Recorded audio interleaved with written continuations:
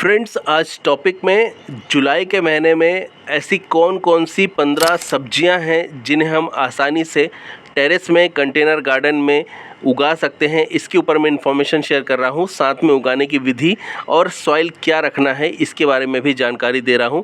सो चलिए टॉपिक को स्टार्ट करते हैं।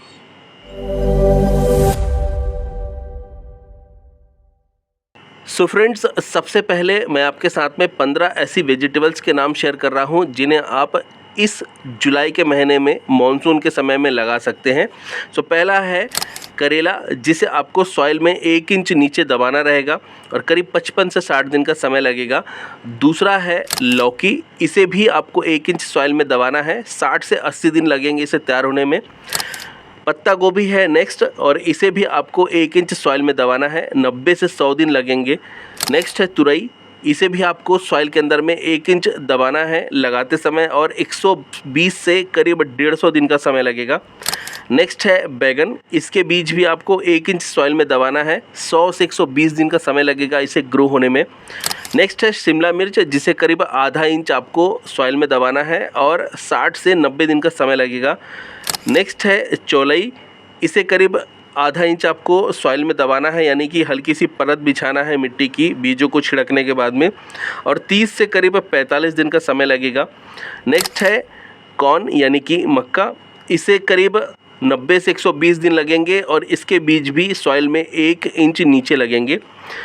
नेक्स्ट है मूली, आप इसे आसानी से 40 से 50 दिन में तैयार करके यूज़ कर सकते हैं और इसे भी आपको सॉइल के अंदर में करीब 1 इंच नीचे लगाना है। नेक्स्ट है भिंडी, इसे तैयार होने में 70 से 80 दिन लगेंगे, बीज आपको 1 इंच नीचे सॉइल में लगाना है। नेक्स्ट है गुआर, इसे आपको सॉइल में 1 इंच नीचे लगाना है और इसे भी तैयार होने में 60 से 90 दिन का समय लगेगा। नेक्स्ट है मिर्च, इसे आपको 1 इंच नीचे, यानी इसके जो बीज हैं वो सॉइल में 1 इंच नीचे दबाना है और 60 से 100 दिन का समय लगेगा इसे तैयार होने में। नेक्स्ट है टमाटर, इसके बीज भी आपको 1 इंच नीचे लगाना है सॉइल के और 60 से 70 दिन में आपको फ्रूटिंग मिलने लग जाएगी, परिपक्व हो जाएंगे। और इसके बाद में है फूल गोभी, इसे तैयार होने में 90 से 120 दिन का समय लगेगा और सीड आपको लगाने हैं सॉइल में 1 इंच नीचे। लास्ट है पालक, इसे भी आपको करीब 1 इंच नीचे मिट्टी के और डाल के फिर परत ऊपर से बिठानी है करीब 1 इंच की आसपास की, और 45 से 60 दिन का समय लगेगा इसे भी तैयार होने में।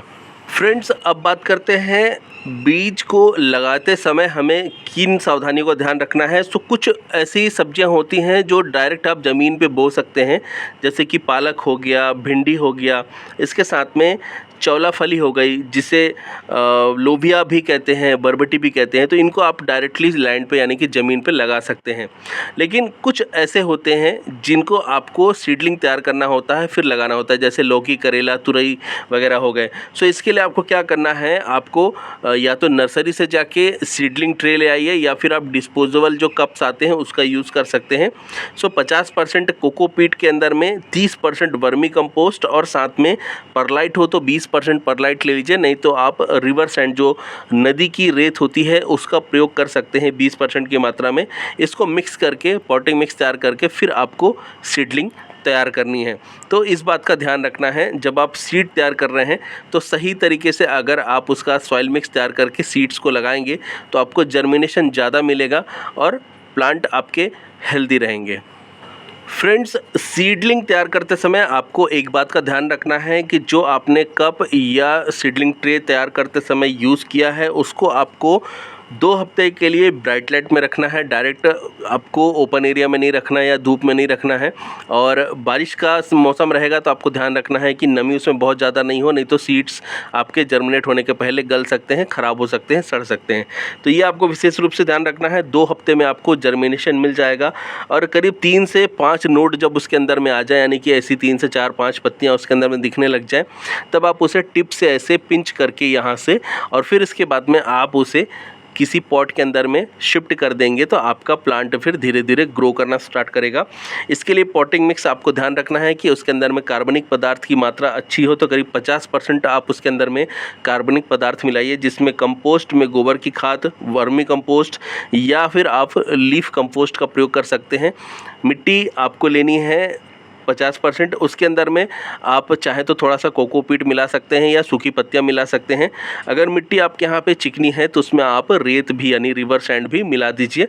नहीं तो अगर दोमट मिट्टी है तो कुछ मिलाने की ज़रूरत नहीं है। सूखी पत्तियाँ वगैरह और कार्बनिक पदार्थ मिला के यानी कि कंपोस्ट वगैरह सब मिला करके आप बहुत अच्छा एक पॉटिंग मिक्स तैयार करके, बुरबुरी मिट्टी होनी चाहिए, पानी नहीं रुकना चाहिए, ध्यान रखना है। और उसके अंदर में फिर आप प्लांट को यानी जो पौध आपने तैयार करे हैं उनको आप ट्रांसफ़र कर दीजिए और उसे आप शुरू के 1 से 2 दिन कहीं शेड में रखिए। उसके बाद में आप उसे फुल सनलाइट में रख सकते हैं। पानी ज़रूरत के हिसाब से आपको देना है। अगर बारिश नहीं हो रही है तो आपको वाटरिंग करनी है, बारिश हो रही है तो फिर पानी देने की ज़रूरत नहीं है। तो इन सारी बातों को ध्यान में रखकर आप पौध तैयार करके प्लांट लगा सकते हैं और फिर आगे जाके समय के हिसाब से आपको फ्रूटिंग मिलने लग जाएगी, तो फ्रूटिंग आप इंजॉय कर सकते हैं। समय समय पे आपको पौध का ध्यान रखना है, आपको हर महीने उसको कंपोस्ट देना है, साथ में पेस्ट का भी ध्यान रखना है, क्योंकि पेस्ट लगेंगे तो फिर आपको जो उसमें फ्लावर्स हैं वो फ्रूट्स में कन्वर्ट नहीं होंगे, तो इस बात का ध्यान रखना है। सो टॉपिक को मैं यहीं पे इस इन्फॉर्मेशन के साथ में वाइंड अप कर रहा हूँ। ये इन्फॉर्मेशन, ये टॉपिक कैसा लगा मुझे कमेंट करके जरूर बताइएगा। वीडियो अच्छा लगा है तो लाइक एंड शेयर करिए। टिल देन के लिए friends, bye bye, thank you, happy gardening.